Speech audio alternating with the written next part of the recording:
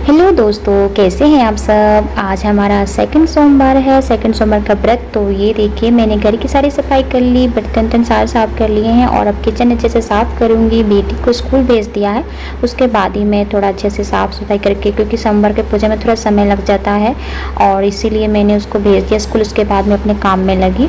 तो यहाँ पर किचन हो गया है साफ़। उसके बाद मैंने अपना बेड उड क्लीन कर लिया है, सारा पोछा वोछा ख़त्म कर लिया है। थोड़े से कपड़े हैं जिसे धोकर मैं नहा लूँगी।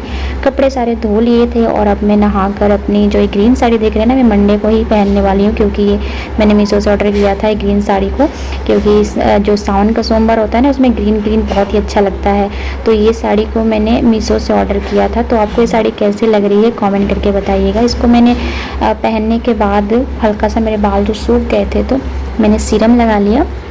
और सीरम देखिए इस तरह से हमें अप्लाई करना होता है, तो बालों की लेंथ में लगाना होता है। तो मैं इस तरह से सारे सीरम जो है अच्छे से लगा लूँगी। और देखिए, मैं फेस पे कुछ भी अप्लाई नहीं करूँ, क्योंकि फेस पे ना मुझे फेयर एंड लवली के अलावा कुछ नहीं अप्लाई करना। तो फेयर एंड लवली मैंने लगाया था और ये ग्रीन कलर की बिंदी जो है लगाई है।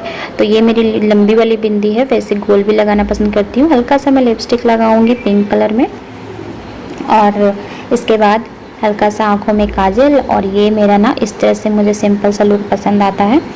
बहुत को मैंने देखा है घर में भी फाउंडेशन वगैरह लगाकर उतना काफ़ी अच्छा नहीं होता, क्योंकि ज़्यादा हमें फाउंडेशन में ऐसे भी कहीं जाती हूँ तो घूमने के टाइम में मैं इतना फाउंडेशन यूज़ नहीं करती हूँ। तो ये तो घर में ही रहना है। और अभी देखिए फटाफट से ना ये मैं अच्छे से अपने काजल वजल सेट करके लगा ली हूँ। और अभी मैं बालों में कंघी करूँगी, उसके बाद अपना सिंदूर लगाऊँगी। तो चलिए बालों में अब कंघी कर लेते हैं फटाफट से। बहुत ही देर हो गया है, क्योंकि मेरी बेटी ना 12 बजे तक घर आ जाएगी और मुझे उससे पहले पहले पूजा कर लेना, नहीं तो फिर उसके में लग जाना होता है। तो मैं बालों में कंघी कर लूँगी।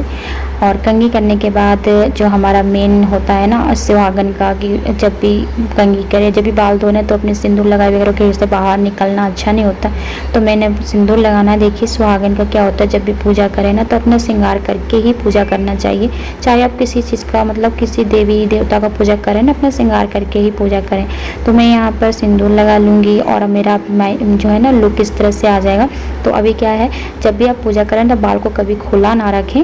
तो उसके लिए आप कोई क्लिप लगा सकते हैं, गार्डर लगा सकते हैं। तो मैं हल्का से एक क्लिप यहाँ पर लगा लूँगी, क्योंकि पूजा पाठ में बाल को खुला नहीं रखा जाता है, पूरा डायरेक्टली कोई क्लिप वगैरह लगा लें। तो ये मेरा हो गया फाइनल लुक और मैं हो गई रेडी पूजा के लिए। तो चलिए अब पूजा करने चलते हैं। तो बेटी के आने से पहले पहले मुझे पूजा भी करना है और थोड़ा सा पानी भी पी लेना है, क्योंकि अगर वो आ जाएगी ना तो अपने में ही मुझे रख लेती है खेलने कूदने में। तो ये मेरा लुक हो गया और अब मैं चलिए अपनी पूजा थाली लेकर, जिसमें मैंने लोटा लिया है और फूल लिया है। और आप सोच रहे होंगे मैं मंदिर में नहीं, दोस्तों मैं अब घर पे ही पूजा करने वाली हूँ और मैं अपने छत पर पूजा करने वाली। चलिए छत पर चलते हैं। मंदिर जा नहीं हुआ क्योंकि दूर है, बेटी जल्दी आ जाएगी तो फिर लेट हो जाएगा। धूप बहुत है, इसलिए मैं देख रही थी कि कैसे कितना धूप है। और चलिए अब पूजा की थाली जो सजाते हैं, यहाँ पर मैंने यहाँ पर सील लिया है, जो सिलवट्टा होती है ना, जो सील लिया है। और देखिए भगवान को माने तो, अगर इसे आप मानते हैं तो पत्थर, नहीं मानेंगे तो पत्थर होता है और मानेंगे तो ये भगवान भी है। तो इसलिए ज़रूरी नहीं है आप मंदिर में ही जाके पूजा करें। मैं ये सब चीज़ को ज़्यादा नहीं मानती, मैं घर में ज़्यादा पूजा करना पसंद करती हूँ। अगर शिवरात्रि होता है या फिर भगवान भोलेनाथ की जितनी पूजा होती है मैं ज़्यादा घर में ही करना पसंद करती हूँ। क्योंकि कहते हैं ना कि अगर आप किसी पत्थर को भगवान मानते हैं तो सच में आपके भगवान की तरह रक्षा करते हैं। लेकिन अगर आप उन्हें पत्थर की तरह पूजते हैं, पत्थर मानेंगे तो पत्थर ही, तो कहते हैं मानो तो भगवान, ना मानो तो पत्थर। तो बस मैं इस तरह से जो है ना सील पर एक थाली में रख ली है और इस पर फूल और बेलपत्र चढ़ाकर मैंने जल चढ़ा लिया। उसके बाद मैं मंदिर में गई और अपने जो हमारे घर का मंदिर है उसमें गई और वहाँ पर मैंने सुबह ऐसे पूजा हुई है। देखिए दिया थोड़ा बुझ गया तो दिया को मैं जलाऊंगी और आरती कर लूँगी। उसके बाद मेरे यहाँ पर माता भगवान जो भी हमारे हैं, शिव भोले बाबा, पार्वती माँ, दुर्गा माँ, सबको मैंने आरती कर दिया।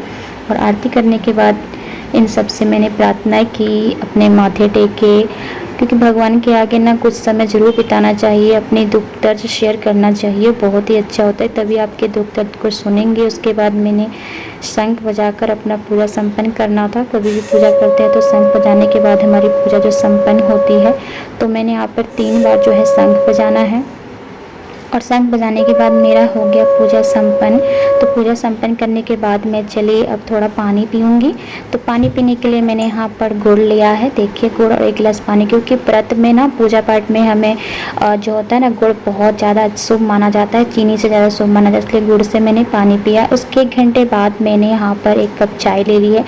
और चाय लेने के बाद अब देखिए 1 घंटे बाद में मैंने चाय ली थी, जो पहले मैं आपको दिखा दे रही हूँ। उससे पहले मेरी बेटी आ गई थी, जो अभी मैं दिखाऊंगी। और बेटी मेरी पूरी भीग कर आई हुई थी, देखिए बारिश तेज़ हो गई थी। तो इसको मैंने सर्दी लगने से बचाने के लिए इसको अच्छे से तेल लगा देना है, सुखा देना है इसके कपड़े उपड़े। और उसके बाद मैं सबके लिए अभी खाना भी बनाना ज़रूरी था, क्योंकि सबका तो पेट भरना है ना, हमने व्रत रखा है। तो सबके लिए मैंने यहाँ पर लाल साग और चावल बना दिया है। मैंने कहा दाल नहीं, बस इससे ही काम चलाओ। तो सभी ने बड़े मज़े से खाया है। और इन सब के खाने के बाद मैंने भी ले लिया अपने व्रत का आहार जो होता है। तो आप कुछ भी खा सकते हैं, मैं अब फ्रूट खाना पसंद करती हूँ, तो 2 केला लिया है। और इसी से आज मेरा व्रत हो जाता है कंप्लीट, यानी कि शाम को सिर्फ 1 कप चाय। उसके बाद हम सुबह उठेंगे और अपना व्रत कंप्लीट, यानी कुछ खाएंगे, चाय पियेंगे। तो आपसे मिलते हैं अगले ब्लॉग में, तब तक बाय बाय और जय माता दी।